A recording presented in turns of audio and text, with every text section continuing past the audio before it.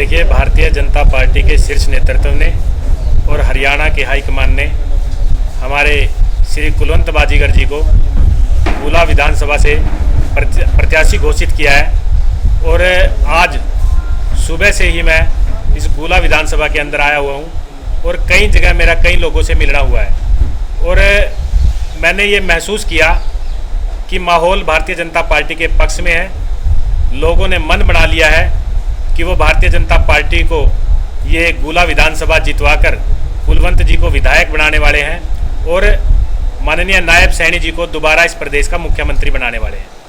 आज जो गुला हलके की जनता है वो देख चुकी है कि किस प्रकार जो और सरकारें रही, चाहे वो कांग्रेस की सरकारें रही या अन्य सरकारें रही, उसके अंदर किस प्रकार गुला की जनता को ठगा गया। लेकिन जब जब भारतीय जनता पार्टी की सरकारें बनी, भारतीय जनता पार्टी के जो उम्मीदवार है यहाँ से जीते, तो किस प्रकार विकास इस गुला के अंदर हुआ, ये गुला की जनता स्वयं मान चुकी है।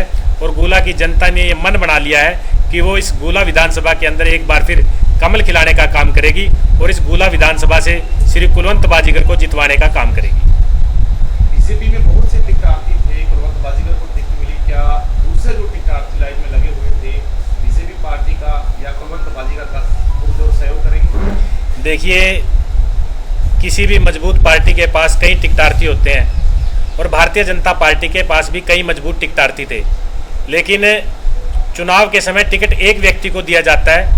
तो भारतीय जनता पार्टी ने श्री कुलवंत बाजीगर जी को टिकट दिया और भारतीय जनता पार्टी के सभी कार्यकर्ता बड़े अनुशासित कार्यकर्ता है और मैं आपको विश्वास दिलाता हूं कि भारतीय जनता पार्टी का सारा संगठन और सभी साथी मिलकर इस चुनाव को लड़ने का काम करेंगे और इस गुला विधानसभा से जीत दर्ज करने का काम करेंगे।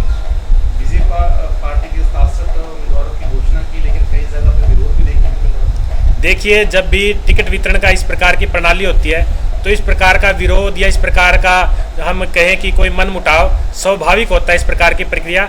लेकिन इस प्रकार की कोई ऐसी बात नहीं है। जनता ने मन बना लिया है कि वो भारतीय जनता पार्टी को एक बार फिर इस प्रदेश के अंदर जिताने वाली है और नायब जी के जो काम है, जो पूर्व मुख्यमंत्री मनोहर लाल जी की जो नीतियाँ थी, जो माननीय मोदी जी की जो नीतियाँ हैं और भारतीय जनता पार्टी की जो नीतियाँ हैं, उन पर हरियाणा की जनता विश्वास कर रही है। उन्होंने मन बना लिया है कि हरियाणा के अंदर एक बार फिर पूर्ण बहुमत से भारतीय जनता पार्टी की सरकार बनाने वाले हैं।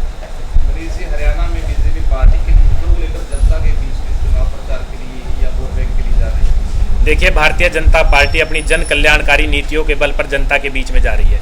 भारतीय जनता पार्टी अपनी केंद्र की जन कल्याणकारी जो नीतियां हैं उनको लेकर लोगों के बीच में जा रही है।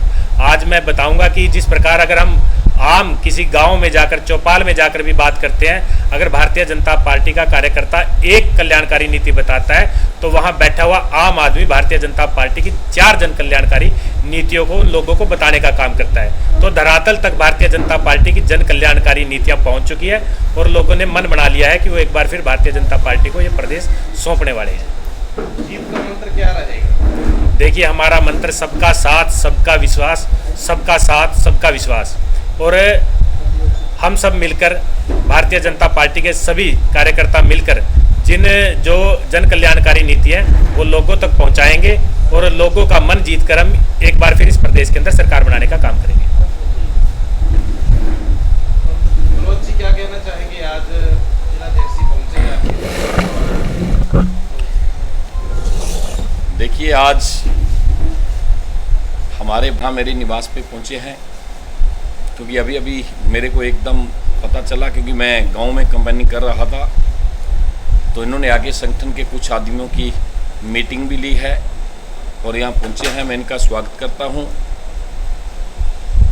और भारतीय जनता पार्टी ने गुला चीका के हर कार्यकर्ता, जैसे पन्ना प्रमुख है, चाहे वो त्रिदेव है, चाहे शक्ति केंद्र प्रमुख है, चाहे वो मंडल अध्यक्ष है या जिलाध्यक्ष है, इन सभी की राय शुमारी करने के बाद मेरे को जो टिकट का मौका मिला है और मेरे को नायब सैनी जी और प्रदेशाध्यक्ष बड़ोली जी और अमित शाह और मोदी जी ने जो आशीर्वाद दिया है, तो इस पे हम खरे उतरेंगे और इलेक्शन जीतेंगे। मंडल अध्यक्ष है, क्या उनको मनाने की कोशिश की जा रही है या बिल्कुल सही आपके साथ? रूठा कौन है? ये तो आप पत्रकार लोग ये बात कह देते हो, ये आपके पास एक ऐसी बातें कहने को है। सब साथ हैं, बिल्कुल साथ चल रहे हैं, अपने अपनी ड्यूटी निभा रहे हैं और अपने काम कर रहे हैं। मंडल अध्यक्ष हमारे पास ये सामने बैठे हुए, एक मंडल अध्यक्ष की यहाँ लोकल जिसकी ड्यूटी है इस मेरे मंडल में, ये यहाँ है कांथली मंडल कांथली वाले में काम कर रहा है, सीवन वाला सीवन वाले में काम कर रहा है। तो अपनी अपनी ड्यूटियाँ कर रहे हैं, काम सभी कर रहे हैं, सारे पदाधिकारी लगे हुए हैं।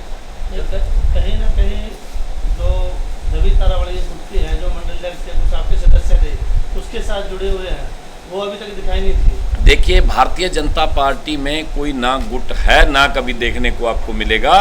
एक आगे बढ़ने की लानेदारी की लड़ाई तो एक परिवार में भी होती है, और भारतीय जनता पार्टी एक बहुत बड़ा समुद्र है, और इस समुद्र के बीच में आपको पता अनेकों लोग हैं, अनेकों कार्यकर्ता जो पार्टी में लगे हुए हैं। हर चाहता है कि मैं किसी पद पे पहुंचूं, और ये सबकी मन की इच्छा होती है, और वो सब साथ देंगे, और उनका मांगने का, टिकट मांगने का या आगे बढ़ने का उनका हक है, वो करना चाहिए, और वो वहीं होता है जहाँ कुछ है। आज कोई यहाँ कह रहा है कि बसपा की टिकट चाहिए, आज कोई यहाँ कह रहा है कि इनेलो की टिकट चाहिए, आज कोई एक राजी है कोई जेजेपी की टिकट चाहिए, क्योंकि उनके पल्ले नहीं है कुछ। तो इसीलिए जिसके पल्ले कुछ होता है तो वहाँ लोग भी ज़्यादा होते हैं और उम्मीदें भी ज़्यादा होती हैं। कांग्रेस ने अभी तक उम्मीदवार घोषित नहीं किया, क्या लगता है अगर दिलराम बाजीगर आए, देवेंद्र नाथ आए, तो क्या लगता है आपकी फाइट उनसे रहेगी? देखिए, कांग्रेस पार्टी में बड़ी गुटबाजी अभी ये देख रहे हैं कि कुलवंत बाजीगर के सामने, भारतीय जनता पार्टी के कैंडिडेट के सामने किसको खड़ा करें, अब वो फैसला ही नहीं कर पा रहे। वो उलझे हुए हैं आपस में, क्योंकि उनको कोई मजबूती वाला कैंडिडेट ही नहीं लग रहा। मैं तो ये कहूँगा कि शैलजा, हुड्डा और ये जो रणदीप है, ये सारे के सारे पूरी पार्टी इकट्ठा करके अपना दम लगा के कोई अच्छा कैंडिडेट सामने भेजें, लड़ने में आनंद आएगा। एक सवाल और करूँ जी, लोकसभा चुनाव में यहाँ पर नवीन जी को हार का सामना करना पड़ता है काफ़ी गाँव में तकरीबन, क्या रहेगा इस बार आपके विधानसभा चुनाव में? देखिए, माननीय नवीन जिंदल जी हमारे यहाँ से सांसद चुन के गए हैं, आज मौके पे सांसद माननीय नवीन जिंदल जी हैं। रही बात एक कुछ एरिया में कुछ इस तरीके से दूसरी पार्टियों ने, सारी पार्टियां इकट्ठी हो गई थी भारतीय जनता पार्टी के खिलाफ, और सारी पार्टियां इकट्ठे होके उन्होंने एक ऐसा बवंडर रचा, उन्होंने झूठ की राजनीति की। वो कुछ समय में उन्होंने झूठ फैलाया कि अगर यहाँ से नवीन जिंदल जी जीत गए तो माननीय नरेंद्र मोदी जी संविधान बदल देंगे, ऐसी ऐसी बातें। और बाकी तो क्या भी, आप अगर कांग्रेस को वोट दे देंगे या आम पार्टी को वोट दे देंगे, आपके खाते में खटाखट पैसे आ जाएंगे, खटाखट पटापट, इस तरीके से मजाकिया भाषण देते थे। लेकिन कुछ लोग बेचारे जो शरीफ आदमी, जो गांव में मेहनत मजदूरी करने वाले या कोई खेतों में काम करने वाले आदमी, वो बेचारे पूरी बात को नहीं समझ पाए। उन्होंने ये सोचा कि जिस तरीके से भारतीय जनता पार्टी वादा करती है शायद उसी तरीके से वादा करते हों, लेकिन वो झूठी बातों के कारण वो बेचारे गुमराह हो गए। इसी कारण थोड़ी सी वोट यहाँ कम मिली थी। लेकिन जिन लोगों ने उस वक्त आम पार्टी को वोट दी थी, उसके अगले दिन ही ये मैसेज आना शुरू हो गया था। वो लोग तकरीबन भारतीय जनता पार्टी में शामिल हुए हैं। आज उन जगह पे जाके देखिए, अगर किसी गांव में कांग्रेस पार्टी का और सारी पार्टियों का गठबंधन अगर कहीं जीता है, उस गांव में जाके एक बार बाइट लेके तो देखें। वो लोग तो कह रहे हैं अभी उनको तो घुसने भी नहीं देंगे।